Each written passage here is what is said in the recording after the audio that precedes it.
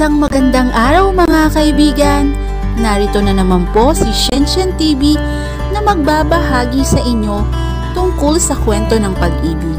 Pero kung bago ka pa lamang sa aking YouTube channel, paki-like lang po ng ating video, paki-click na rin ang subscribe button at ganon din ang bell icon para lagi kayong updated sa mga paparating ko pang mga uploads. Chapter 6. Patunayan mo nga ngayon na mahal mo nga ako. Namumungay ang mga mata na sabi niya. Huwag mong gawin ito please, Gelly. Baka pagsisihan mo. Hirap nitong sabi na inalis na naman ang kanyang kamay. Ngunit ilang ulit naman itong inaalis ang mga kamay. Babalik at babalik yon sa nais gawin. Naglakbay muli ang kanyang mga kamay. Mabilis niyang nahatak ang leeg nito at nagdaiti ang kanilang mga labi. Sinamantala niya ang pagkatigalgal nito. Siya na ang humalik dito.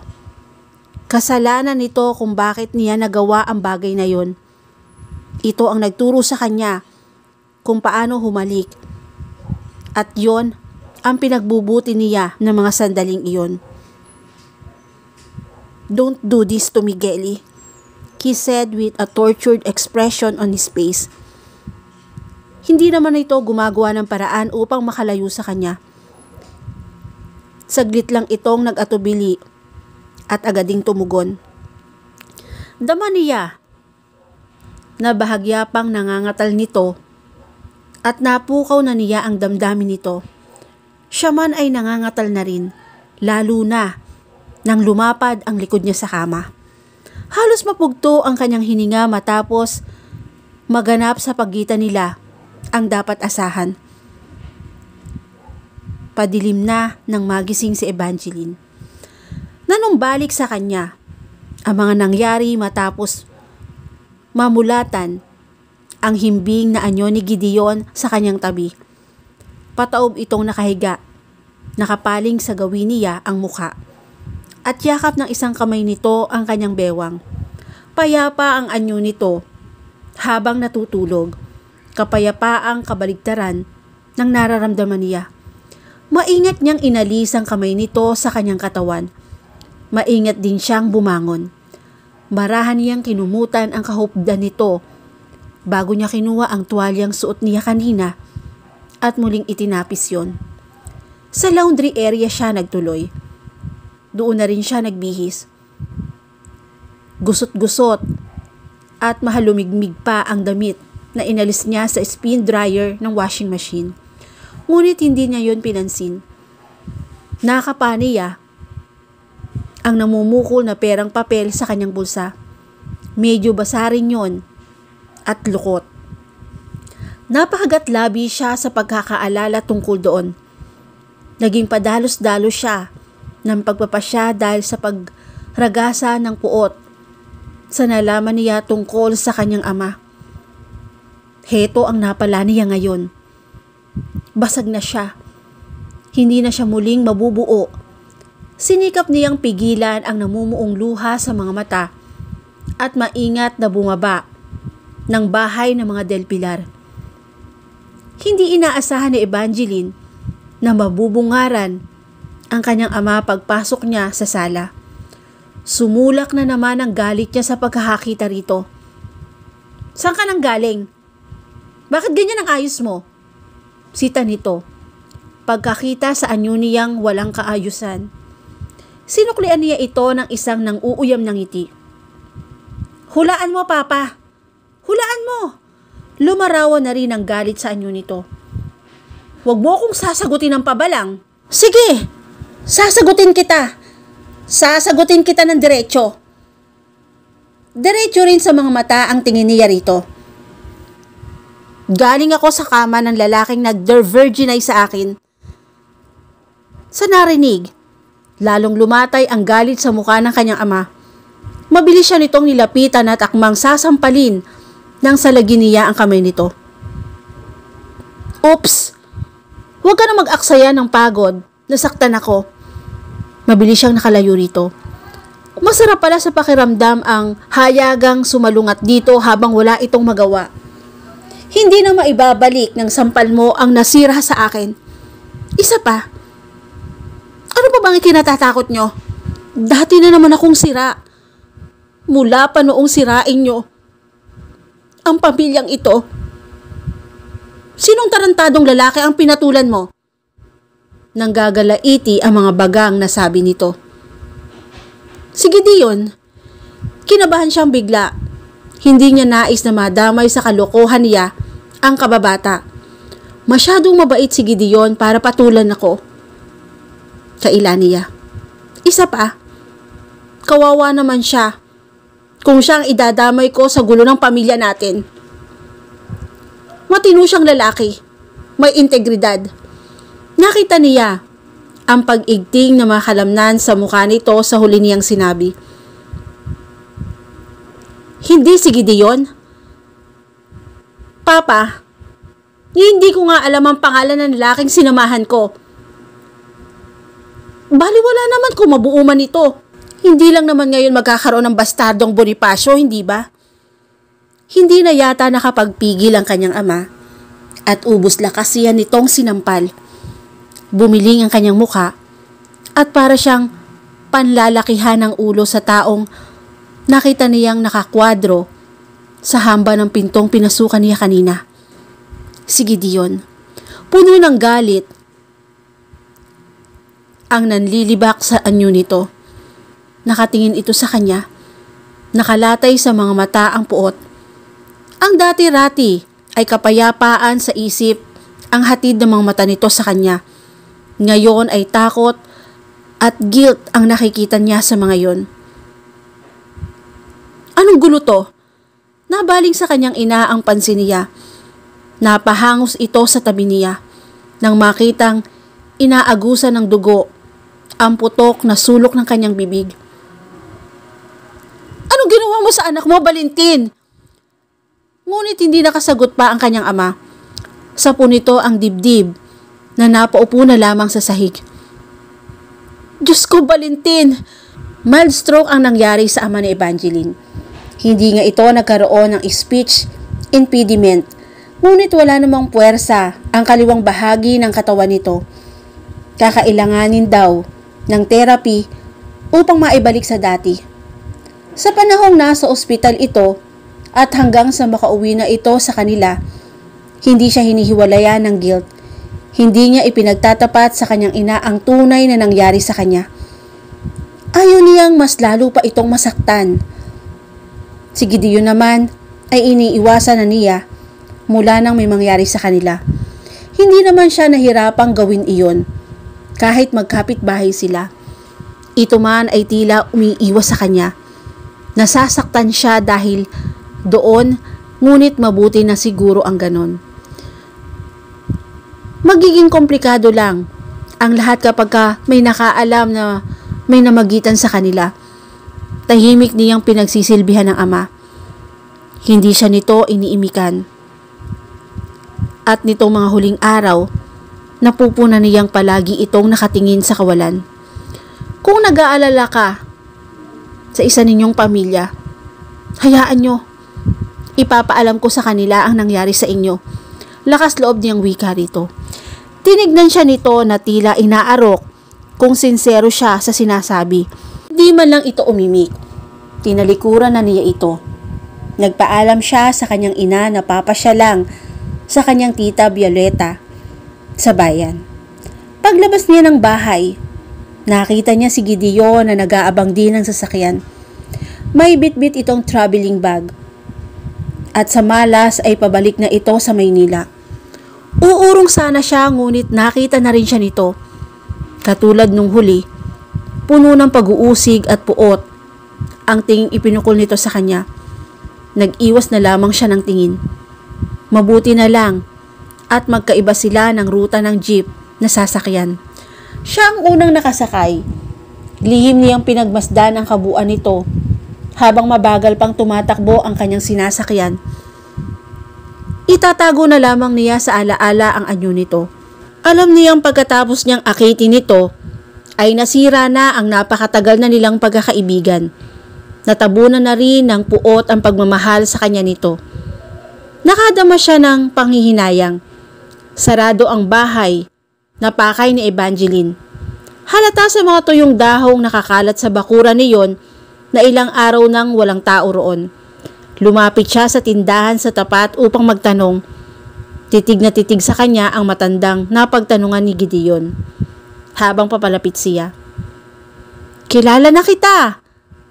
Huwag ka nang gumawa ng alibay," sabi agad nito sa kanya. "Anak ka rin ni Valentin, hindi ba?" Hindi niya alam kung anong isasagot dito. Umalis na sina Merla at Valerie. Ang bilin sa akin ni Merla, kung babalik si Valentin dito ay ibigay ko ang envelope na ito. Isang long envelope ang inilabas nito. Pero mukhang matatagalan pa si Valentin bago makapasyal dito. Nabalitaan namin na may nangyari daw sa papa mo. Dahil doon kaya siguro nagising na si Merla sa katotohanan. Kaya hayun, uuwi na lang ang mag-ina sa probinsya. Sinipat siya nitong muli. Mukha namang mabait ka. Siya? Mabait? Kung alam lang na matandang ito ang kamalditahan niya, ang dahilan kaya inatake ang kanyang ama. Kaya sa iyo ko na lamang ipapadala ito. Ikaw na ang bahalang magbigay sa papa mo. Kumusta na ba ang lagay niya? Mabuti-buti na po. Kinuha niya ang envelope dito at agad na nagpaalam bago pa ito muling nakapagtanong. Huwag po kayo mag-alala, makakarating ito kay papa. Aalis na po ako. Salamat. Mga papeles ng ownership ng bahay, ang laman ng envelope at isang sulat. Itinaon ni Evangeline na nasa pinaguhulugan ng daing sa bayan ng kanyang ina nang ibigay niya yon sa kanyang ama. Iniwan na niya ito sa sala pagkatapos. Enrollment na naman kasi sa isang linggo kaya todo ang kayod ng kanyang mama. Kapwa na sila graduating ng kanyang kuya junior kaya halos patayin na nito ang sarili sa pagkita ng pera. Oras na ng pagkain ng kanyang ama nang balikan niya ito sa sala. Mabagal pa ito na naglalakad kaya kailangan pa ng alalay patungo sa komedor. Ngunit bago ito tumayo sa kinauupuan, may iniabot muna itong sulat sa kanya. Basahin mo, utos nito. Sandali siyang nag-atubili nang kunin yon dito. Napilitan lang siya na ilapit pa nito ang kamay. Tinunghayan niya ang sulat sa harapan nito. Valentin, ayokong isipin na inaani na natin ang konsekwensya ng ating kasalanan sa iyong pamilya. Pero hindi ko nahahayaang may mas malala pang mangyayari sa iyo o sa amin ni Valerie. Ihingi mo ko ng tawad sa iyong pamilya. Nasaktan natin sila ng husto. Sa ako lamang naramdaman ang bigat ng kasalanan natin nang makita ko ang anak mong pumunta rito. Nakasilip ako noon sa bintana at nakita ko kung gaano kasakit sa kanya ang ginawa natin. Ayoko nang dagdagan pa ang surot ng aking konsensya. Kaya nagpasya akong lumayo na lamang sa iyo. Ibenta mo na lamang ang bahay at ituwid mo ang pagkukulang mo sa tunay mong pamilya. Huwag mo kaming alalahanin ni Valerie. Marunong ako magtrabaho at may kabuhayan naman ang mga magulang ko sa probinsya. Hindi ko ipagkakait sa iyo ang karapatan mo sa kanya. Huwag na lamang tayo magkita pa. Paminsan-minsan ay susulat ako tungkol sa kanya at ipapadala ko na lamang sa iyong opisina. Mapatawad mo sana ako, Merla. Walang salitang ibinalik niya ang sulat sa kanyang ama bago niya ito tinulungang makapunta sa komedor. Sana nga ay maituwid na ang mga pagkakamali. Sana ay magkaroon pa ng ikalawang pagkakataon upang mabuo ang kanilang pamilya. Nakarecover agad ang ama ni Evangeline mula sa sakit nito. Nakabalik na rin ito sa trabaho. Makalipas ang 2 buwan, kung nagtataka man ang kanyang ina na hindi na ito pumapalya sa pag-uwi sa kanila, hindi na ito nagtatanong pa. Nanatiling civil lang ang pakikitungo nila ng kanyang ama sa isa't isa.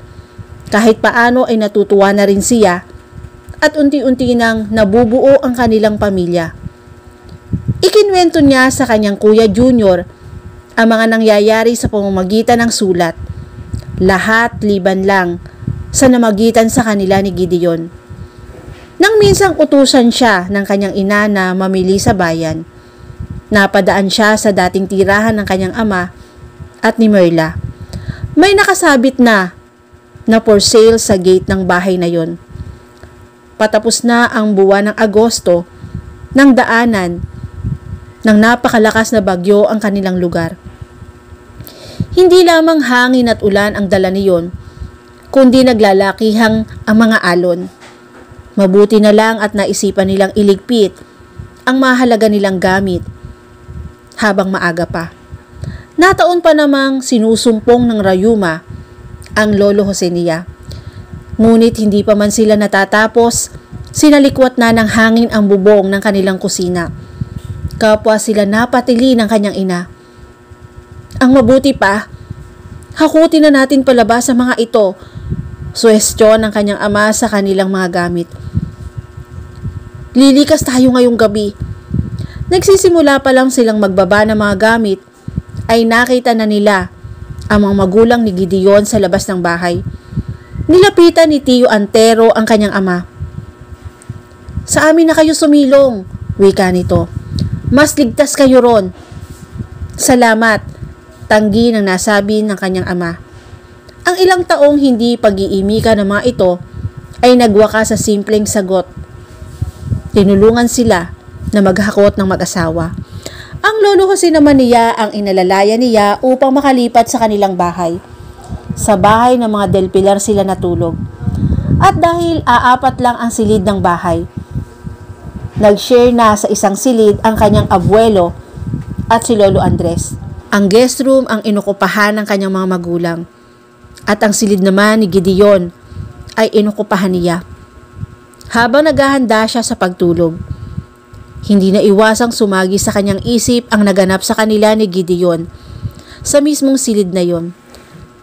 Napagatlabi siya sa pagkaalala ang napakaraming taon ng kanilang pagkakaibigan ay itinapon lamang niya in a pit or rage and fury as an act of rebellion against her father on this same bed. At noon din lang niya napagtanto, hindi siya ang dinungisan ni Gideon. Dahil sa kanyang ginawa, siya ang naglagay ng dungi sa kanyang sarili.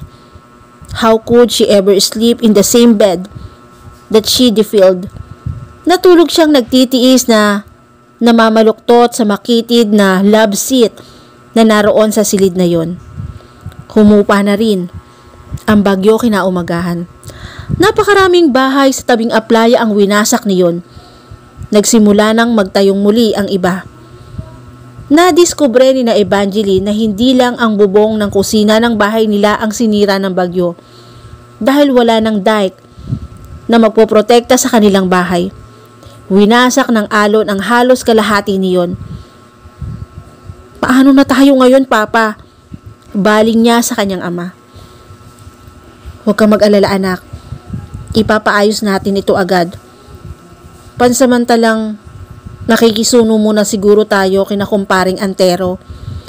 Naisip niya ang bahay nito sa bayan. Ngunit masisikmura ba niyang tumira sa bahay na dating kerida nito?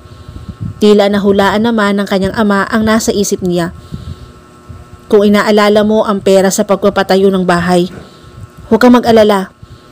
Nabili na ang bahay sa bayan. Ang perang pinagbilhan niyon ang gagamitin natin sa pagpapagawa nito.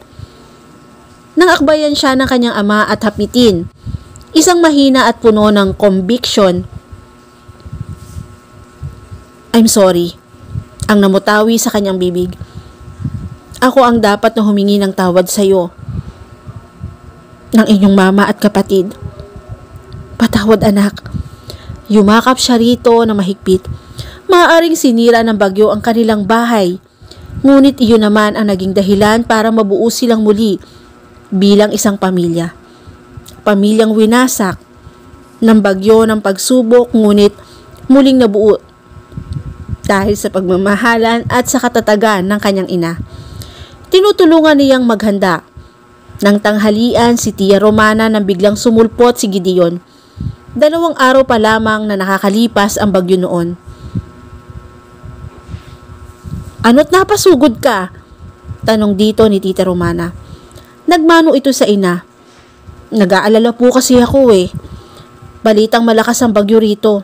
"Hindi naman kami naano, pero ang bahay ni na Evangeline, malaki ang pinsala. Hindi pa pwedeng tirhan. Dito nga muna sila sa atin ngayon At dito na po nagtatapos ang chapter 6 ng aking kwento. Muli po, maraming salamat po and God bless all.